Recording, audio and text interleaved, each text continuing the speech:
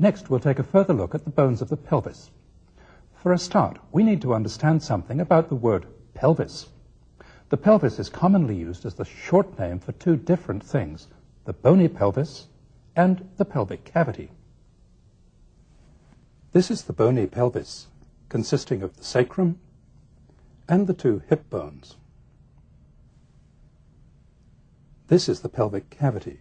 It's the deep and narrow space that's enclosed by the sacrum, the lower parts of the hip bones, and by ligaments and muscles that we'll see in the next section. The pelvic cavity is continuous with the abdominal cavity here, at the pelvic brim, which we'll return to in a minute. To understand the abdomen, we need to understand the upper and anterior parts of the bony pelvis.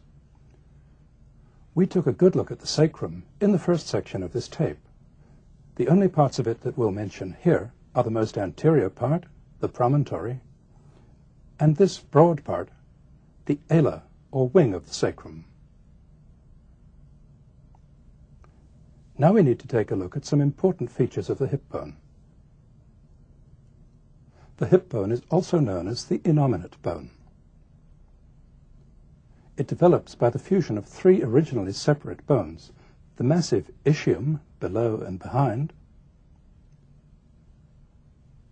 the more lightly constructed pubis below and in front, and the broad ilium above. We'll look at the ilium first. The thick lower part of the ilium is the body. The broad expanse of bone that fans out above the body is the ala, or wing of the ilium. The concavity on the inner surface of the ala is known as the iliac fossa. This roughened area, the auricular surface, articulates with the sacrum, forming the sacroiliac joint. The broad roughened edge of the ala of the ilium is the iliac crest. The iliac crest ends behind at the posterior superior iliac spine. It ends in front at this important projection, the anterior superior iliac spine. The iliac crest lies close to the surface all the way along its length. The anterior superior iliac spine is here. Next, we'll look at the pubis. This is the superior pubic ramus. This is the body of the pubis, and this is the ischiopubic ramus. This thick ridge is the pubic crest, which ends at this prominence, the pubic tubercle. Lateral to the tubercle, the superior ramus of the pubis has a sharp upper border called the pecten.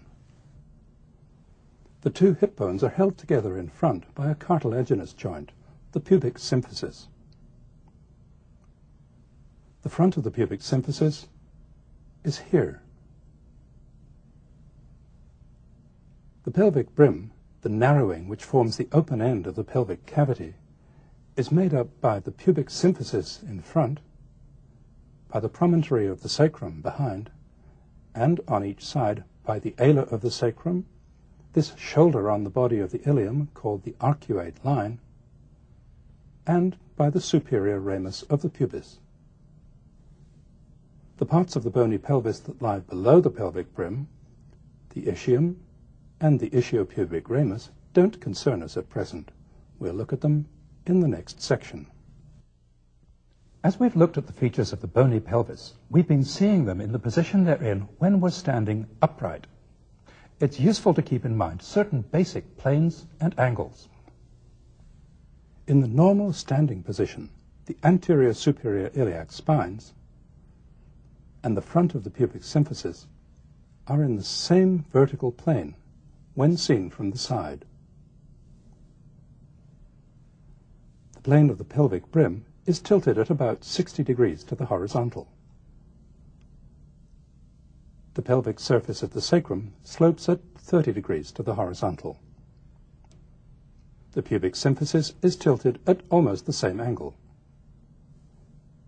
It's also useful to keep in mind the distance between the costal margin above and the pelvis below, and the way that distance changes from the front to the side. In front, it's a long way from the xiphoid process down to the pubic symphysis. But at the side, the costal margin and the iliac crest are only this far apart.